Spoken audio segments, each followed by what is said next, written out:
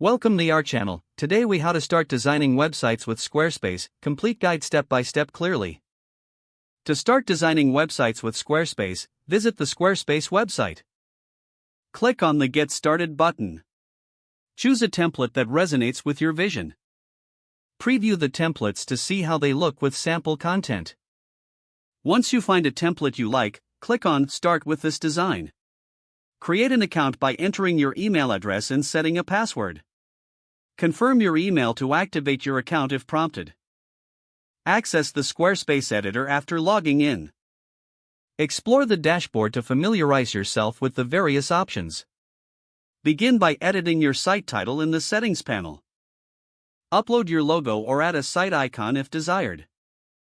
Navigate to the Pages section to manage your website structure. Add new pages by clicking the plus icon and selecting the type of page you want. Modify the navigation by dragging and dropping pages to reorder them. Use the design menu to customize your website's appearance.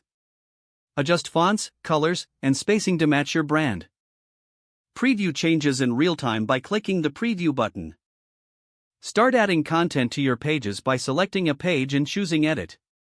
Use text blocks to add written content and image blocks for visuals. Incorporate galleries or video blocks to showcase your media. Utilize forms to collect information from visitors.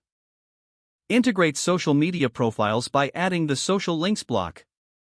Ensure each page features relevant SEO settings for better visibility. Test your site's responsiveness by using the mobile preview feature. Once satisfied with your design, click the Settings tab and choose Domains. Purchase a domain through Squarespace or connect an existing one. Set up email accounts associated with your domain if necessary.